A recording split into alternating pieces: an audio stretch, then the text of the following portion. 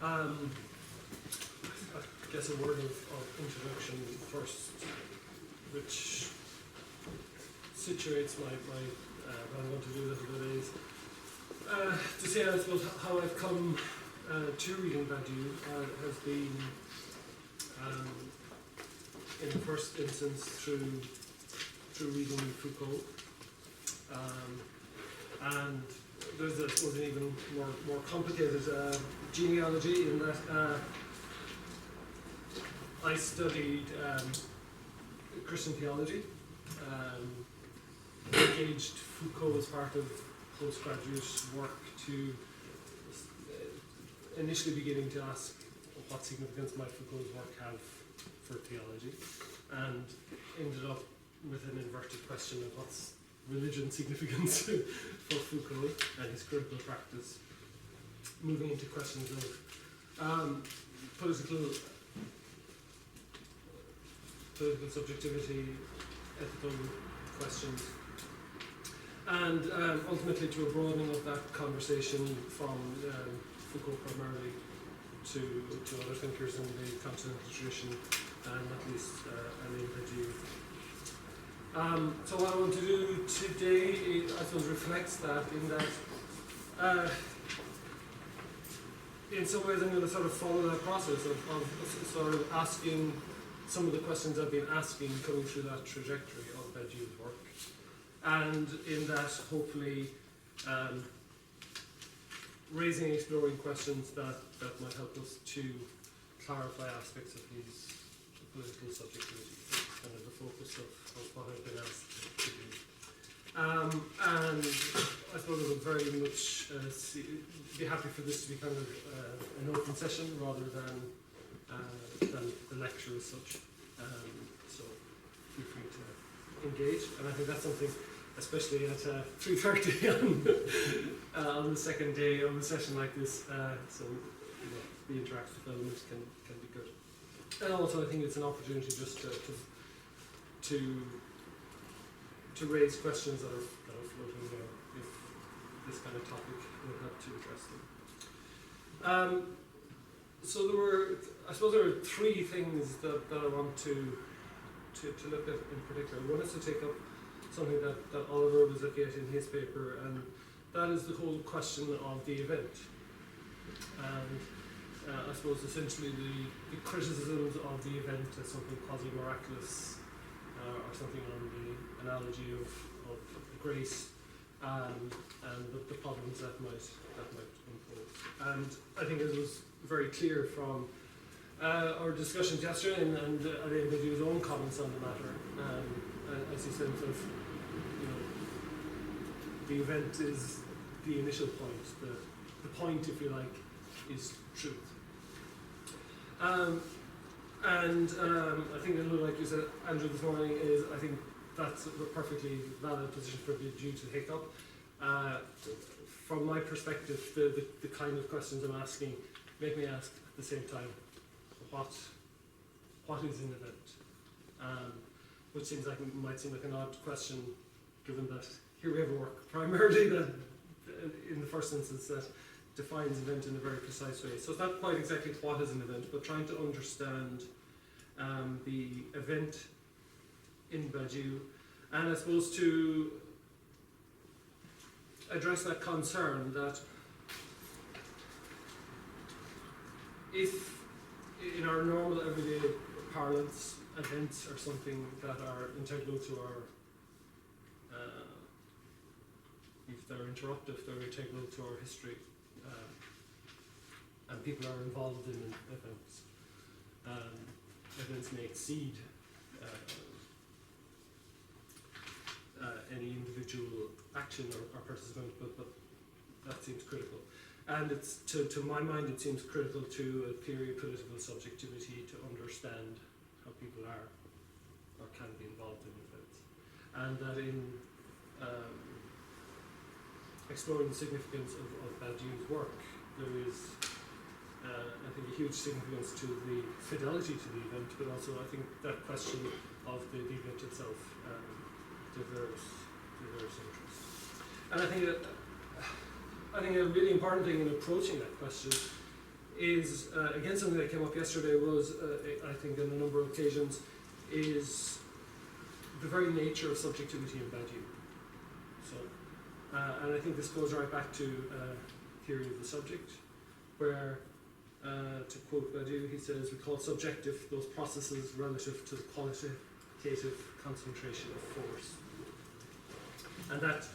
arises within his whole questioning of how real change can occur within structures.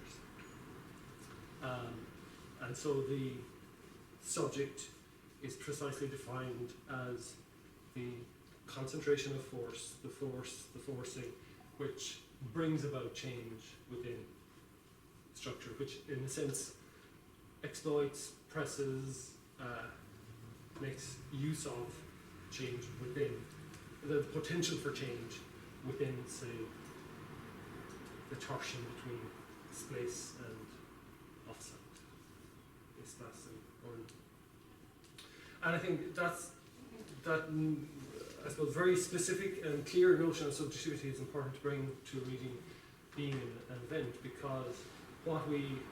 get, I think, in terms of the definition of the event is an ontological framing of the event itself, rather than essentially a description that exists within subjective terms. So, and I think what this means is that when we read the idea that the event is evanescent, vanishing, is that this does not, to my mind, does not necessarily entirely exclude the idea that the event thought of in, to put it in this parallel's real world terms, can contain, I was going to say subjective action, because that's exactly what I don't want to say. It doesn't exclude the idea that the event itself is made up of actors, happenings, a duration, and so on. Because the event as it is described in being an event is precisely distinct from, it's a description that is distinct from the subject. And the second thing that I wanted to raise, I suppose, was in looking at the very definition of event. I think it's quite interesting.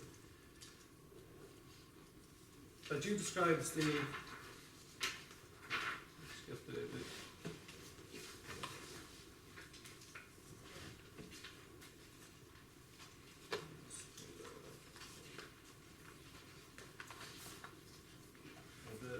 that core quote, I term the event of the site X a multiple such that is composed of the elements of the site and the site itself. And one of the questions that arises when we talk about the event being evanescent or vanishing, what we only encounter with traces, how do we account for events like the French Revolution, which in being an event that you talked about, let's say between 1789 and sorry, I'm looking ahead, 1789 and 1794.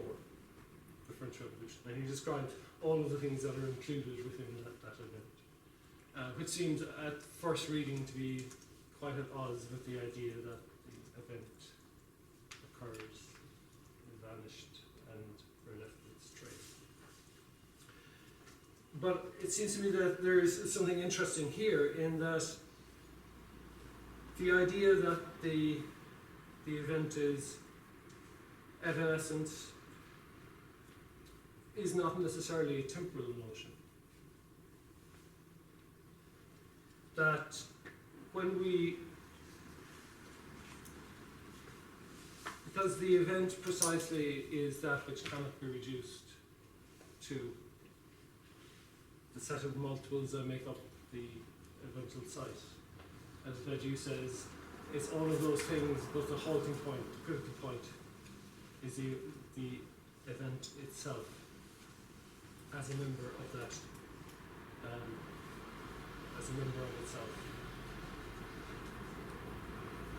And I think that opens up the interesting prospect that when we talk about the event as vanishing in that sense, that it describes something that is a quality of an event that may have a duration, which is not reducible to any element of that historical moment, for instance. It's not reducible to its elements. And I think this opens up the, I suppose, a possibility of exploring and articulating how we as actors are potentially participants within the event without rupturing Badiou's distinction between the event and the subject. Because I don't want to suppose that what occurs, the actions that we might take or participate in as part of the within an event is subjective. I don't want to equate it and sort of blur the lines that Badiou has drawn in that respect. And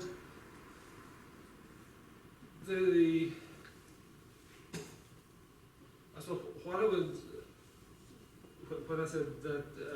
I think that it's useful to put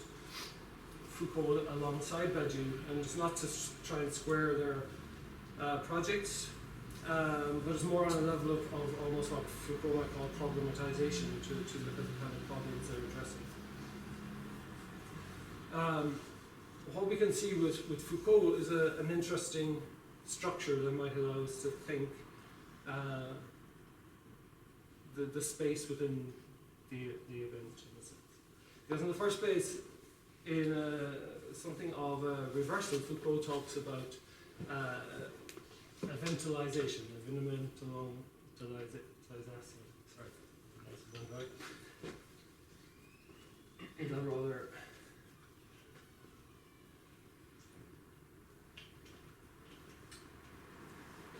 so he talks about eventalization. And what Foucault means by that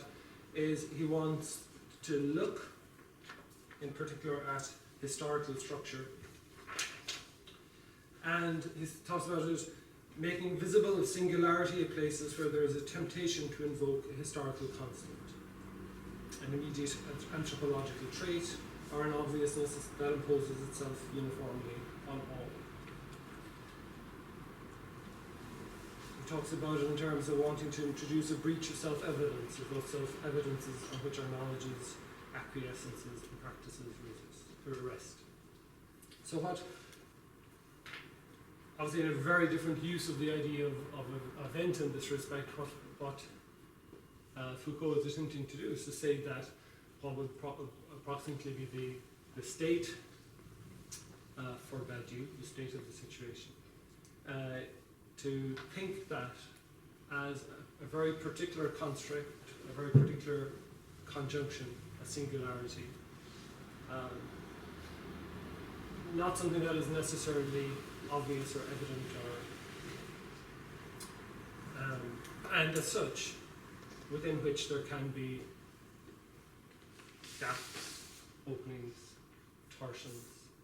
splits, and so on. And for Foucault, then, he would describe the place, a part of the place as a subject, because he would not have the same sort of distinction that Badiou has, as being involved in identifying, exploiting those openings. And in particular, he would talk about the idea of, I suppose, corresponding to the notion of the eventual site in Badiou. He would talk about those who would occupy the sites at which these divisions, openings could begin to appear. Those of the mad, the criminal, the sexually perverse or deviant as constructed by society. That precisely those people, like Jews, migrants, are essentially a locus which can begin to, or a site upon which there is the potential for significant change. So, I suppose, and within that, also just to say that how Foucault views his own work within that situation, I'll say on the work he did on Discipline and Punish, or the history of sexuality, or the history of madness, was he spoke of them as being fictions, which he hoped that they will have become true in the new possibilities of existence that they open. And again, I think, in light of what we've been doing in terms of Badiou, that idea of the future anterior and the idea of a subjective practice that makes possible new possibilities of existence, and for Foucault, those new possibilities of existence would be in tension with and disruptive of the existing state. So I suppose what I want to, and I've been thinking myself in relation to this question is, as I say, to recap, is in the first instance that precisely because Badiou defines subjectivity in terms of fidelity to the event, what we get in terms of the definition of the event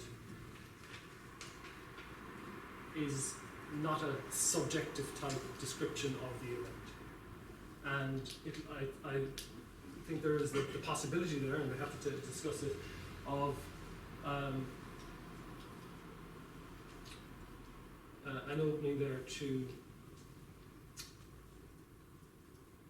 I say, sorry, I just lost train of what I was going to say. So that there's a possibility there of, I say, first of all, conceiving of how there are subjective actors, or at least how there are actors, and we're not going to call them subjective, operating within that situation, within the eventual site, and that there is a possibility that the event itself can be conceived as not simply this kind of miraculous, instantaneous happening that is sort of beyond our understanding.